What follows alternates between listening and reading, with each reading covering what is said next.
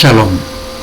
En esta ocasión vamos a tratar un tema acerca de este personaje tan controvertido, tan controversial y tan calumniado, entre otras cosas. Vamos a presentarnos ahora delante del Todopoderoso de Israel para pedirle perdón por nuestras ofensas, Padre Eterno. Te pedimos perdón, Rey, porque siempre te fallamos de pensamiento, de palabra, por acción o por omisión. Eterno Padre, tennos paciencia, que tu misericordia esté con nosotros, Padre. Que nos permita, Rey, aprender un poco más de tu palabra para acercarnos a tu presencia, Rey, día a día, para que podamos aprender más de tu palabra, ser más obedientes para ti y tener en la mente únicamente la intención de agradarte, Padre, para no ofenderte, para que te sientas, Padre, orgulloso de nosotros. Eterno Padre, te pedimos perdón y te pedimos que esta enseñanza que tienes para el día de hoy se penetre en lo más profundo de nuestros corazones y produzca fruto para tu honra y alabanza por los méritos del Mesías Yahushua. Amén.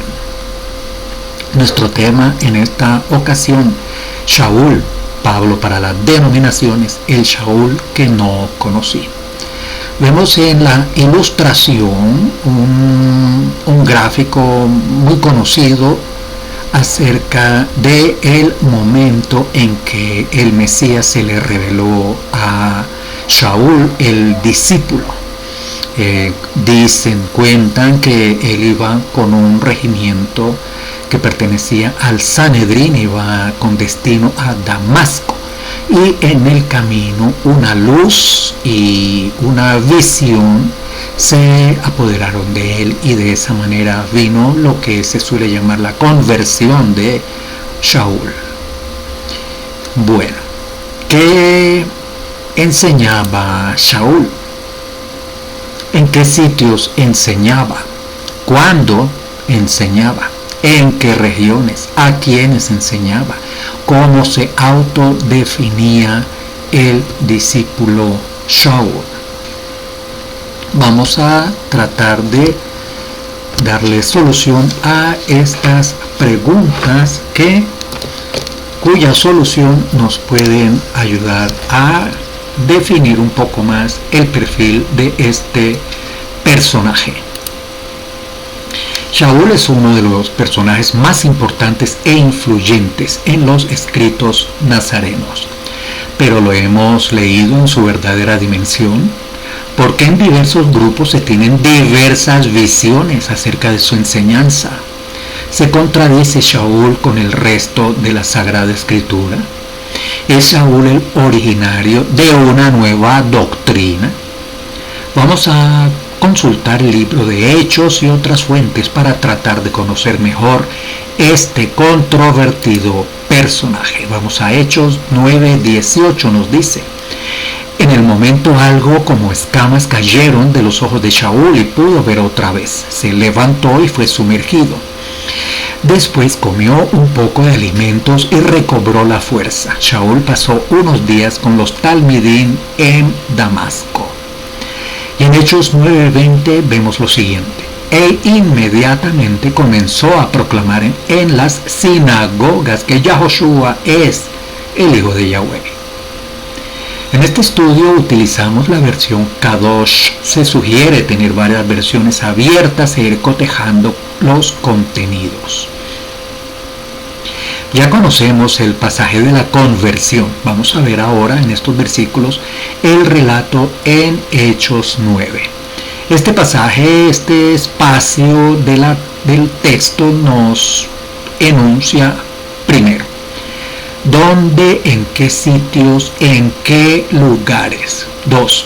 Si eran sinagogas, ¿quiénes asistían a estos sitios? ¿Quiénes estaban autorizados a asistir allí?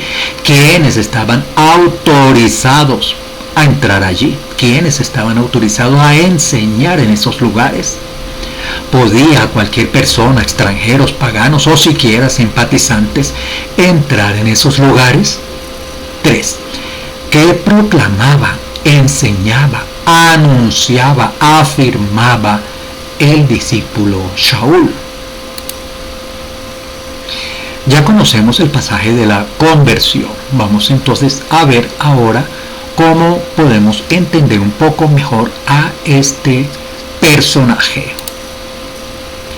En Hechos 9:20 vemos lo siguiente: e inmediatamente comenzó a proclamar en las sinagogas que Yahoshua es el Hijo de Yahweh.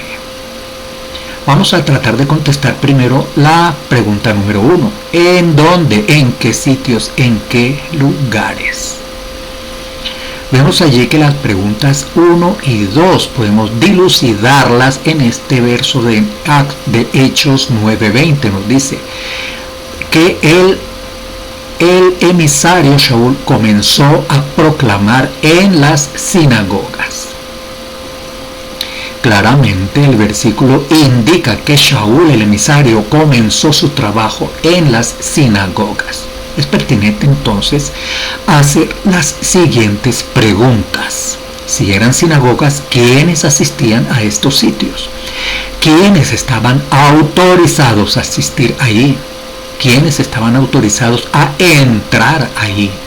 ¿Quiénes estaban autorizados a enseñar en esos lugares? ¿Podía cualquier persona, extranjeros, paganos, simpatizantes entrar en esos lugares? Vamos a ver el pasaje de Juan 18:20 en palabras de nuestro Maestro el Mesías, que nos dice: siempre enseñé en una sinagoga y en el templo donde concurren todos los judíos. Juan 18:20. Vamos a ver algo sobre las sinagogas.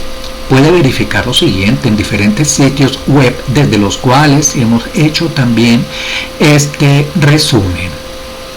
¿Cuándo comenzaron a usarse las sinagogas? Algunos creen que fue durante el exilio de los judíos en Babilonia. Esto ocurrió entre los años 607 y 537 antes de nuestra era, pues el templo estaba en ruinas. Otros piensan que se instituyeron poco después de su regreso del destierro, cuando el sacerdote Esdras animó al pueblo a aprender y comprender la ley del Todopoderoso. Usted puede consultar el libro de Esdras, capítulos 7, capítulos 8 y capítulos 10. La sinagoga es el lugar donde se reúnen los judíos, así como el lugar de culto y estudios de la más antigua de las religiones monoteístas. Como se trata de un sitio no solo de oración y estudio, sino también uno de reunión, diálogo e interpretación. La sinagoga es conocido en hebreo como Beit HaKnesset. Es una expresión que significa casa de asamblea.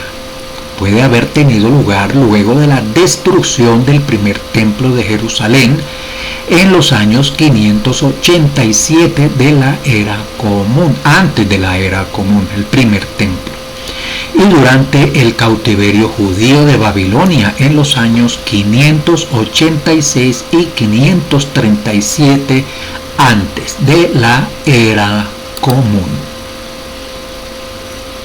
El presidente de una sinagoga. En arameo se decía Rosh HaKnesset. Es el director de culto. La responsabilidad de este puesto era la de atender al culto público. Era la persona, por ejemplo, encargada de invitar al orador idóneo para realizar la lectura, la plegaria, así como para la predicación, la enseñanza. Se solía escoger para el cargo a alguno de los ancianos. Le correspondían, hablando en general, vigilar que nada impropio ocurriera en la sinagoga. Al respecto, puede consultar, por favor, Marcos 5, 22, 35, 36 y 38. Marcos 5, 22, 35, 36, 38. Lucas 8, Lucas 49, Lucas 13, Lucas 14. Un ejemplo de archisinagogo lo conocemos por el enlace en el Brit Hadashah, en el pacto renovado, donde se menciona a Jairo, el archisinagogo de Cafarnaúm. Véase Marcos 5, 21 al 43. Marcos 5, 21 al 43. Mateo 9, del 18 al 26. Mateo 9, 18 al 26. Lucas 8, del 40 al 56. Lucas 8, del 40 al 56. Lucas 15, 4, 1. 15, 4, 1. Que revisar. Seguimos con nuestro tema, el Shaul que no conocí. Sobre las sinagogas podemos concluir: A. Son puntos de reunión respetables y respetados con unas reglas rigurosas. B.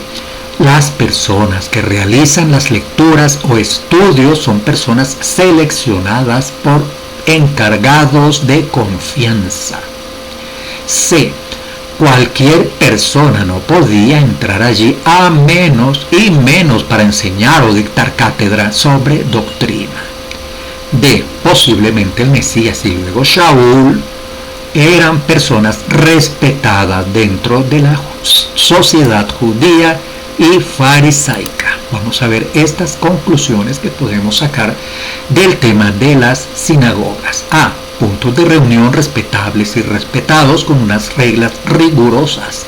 B. Personas que realizan las lecturas o estudios son seleccionados por encargados de confianza. C. Cualquier persona no podía entrar allí y menos para enseñar o dictar cátedra sobre doctrina. D. Posiblemente el Mesías y luego Shaul, Pablo, eran personas respetadas dentro de la sociedad judía y farisaica. ¿Qué enseñaba Shaul, el discípulo? Que Yahoshua es el hijo de Yahweh. Sobre esta frase en este versículo que hemos marcado con el punto 3, podemos concluir. Al igual que todos los demás textos de lo que consideramos los escritos nazarenos, observamos que la principal tarea asignada a estos escritores, a estos enseñadores y maestros, era convencer al pueblo israelita que este personaje, que había demostrado hasta la saciedad cumplir todas las profecías, que había sido anunciado por Moisés, que había sido anunciado por los profetas, era el Mesías anunciado y esperado. En Hechos 9:13 vemos lo siguiente: pero Hanayah respondió: Adón, muchos me han contado acerca de este hombre, cuánto daño ha hecho a tu pueblo en Jerusalén. En el 15 vemos lo siguiente: pero el Adón le dijo: ve, porque este hombre es mi instrumento elegido para llevar mi nombre a los Goyim, aún hasta a sus reyes, como también a los hijos de Israel. Entonces Ananías respondió: Adón, he oído a muchos acerca de este hombre, cuántos males ha hecho a tus santos de Jerusalén. Para hacer la comparación con la versión SSE. Aquí observamos un detalle sobre Shaul, Pablo. Este había tenido autoridad delegada por los principales sacerdotes, o sea, tenía un puesto o función de autoridad de parte del Sanedrín, la autoridad sacerdotal máxima. Lo vemos allí en el verso comillas: para llevar mi nombre a los Goim, aún hasta sus reyes, como también a los hijos de Israel, comillas. Aquí vemos que los destinatarios del mensaje a los cuales Shaul llevaría este mensaje desde este momento serían dos. Lo vemos allí en esa parte que está en rojo en el verso 1. A los Goim como también a los hijos de Israel. Vemos dos destinatarios de este mensaje de Shaul. A los Goim, que comprende los gentiles y sus reyes, y a los hijos de Israel. Como vimos anteriormente, tanto el Mesías como Shaul comenzaron a difundir su mensaje en las sinagogas. Cabe entonces preguntarse si esa palabra gentiles se refiere a extranjeros o personas de otras naciones ajenas al pueblo de Israel. Por tanto, podemos concluir que estos gentiles se refiere a israelitas que se habían apartado de su identidad, habían perdido su identidad, su devoción, sus costumbres y sus doctrinas. La expresión al final del verso, hijos de Israel, se refiere en cambio a israelitas que mantenían la fidelidad en su identidad como pueblo del Eterno, pero a los cuales había que declararles y aclararles acerca de este Mesías que habían estado esperando. De hecho, se menciona que estas personas estaban escuchando en las sinagogas. Vamos a Hechos 9:22, que nos dice: pero Shaul estaba siendo lleno con más y más poder y estaba creando un alboroto entre los judíos que vivían en Damasco con sus pruebas de que Yahoshua es el Mesías. Vemos en estos versículos nuevamente a los destinatarios del mensaje de Shaul, los judíos que vivían en Damasco. Nuevamente lo repetimos, Shaul estaba siendo lleno con más y más poder y estaba creando gran alboroto entre los judíos que vivían en Damasco. Recuerde que Damasco pertenece en los actuales momentos y en aquellos tiempos a Siria. Vamos a Hechos 9:23, nos dice: un tiempo después los judíos no creyentes se reunieron e hicieron planes para matarle. A Hechos 9:2-3. Comentábamos que las colonias judías israelitas en otros países se han caracterizado siempre por establecer sus sinagogas locales como requisito indispensable para su sociedad y la conservación de sus creencias, cultura y costumbres. Damasco queda en la actual Siria. Y el tema del mensaje es de que Yahoshua es el Mashiach. Lo vemos allí en texto amarillo. Puede comparar con otras versiones este texto de Hechos 9:22. ¿Cuál era el mensaje entonces del Shaliach Shaul? Que Yahoshua es el Mesías. ¿Y a quienes enseñaba? A los judíos Damasco en esa oportunidad. ¿En qué lugares? En las sinagogas que ellos tenían en los lugares, en los otros países o zonas. Tenemos claro hasta ahora entonces dos aspectos. Uno, los destinatarios de los mensajes de estos escogidos fueron dos. Uno, gentiles israelitas en otras colonias que habían perdido su identidad. 2. Israelitas que, manteniendo su identidad como pueblo, localmente y en otras colonias, esperaban un Mesías. El tema era solo uno. El personaje que había venido sí era el Mesías que habían estado esperando. Pero aquí en Hechos 9:23 vemos algo interesante, porque intentaban matar a Shaul, Pablo, el discípulo. Este es tema que hemos analizado en otros estudios, pero podemos recordar que las razones por las cuales persiguieron al Mesías fueron las mismas por las cuales persiguieron a Shaul, Pablo el emisario. Esos incrédulos estaban destinados con una venda en sus ojos, como la que a Pablo le fue develada para no entender a este Mesías que estaba presente como parte del plan del Todopoderoso. Terminamos entonces con esta mención de los versos de Hechos 9 desde el 28 hasta el 31. De modo que permaneció con ellos y continuaba hablando con audacia en el nombre del Adón por todo Jerusalén. Hablaba y debatía con los judíos de habla griega, pero ellos empezaron a hacer intentos para matarle. Cuando los hermanos se enteraron de esto, le llevaron hasta Cesarea y le enviaron lejos a Tarso. Entonces la asamblea mesiánica por todo Yahudá, Galil y Shomrón disfrutaron de Shalom. Ellos vivían con el Ruach de temor de Yahweh, siendo edificados con el consejo del Ruach HaKodesh, y sus números seguían multiplicándose. Libro de Hechos 9, 28 al 31. Vamos a considerar estos versos. A.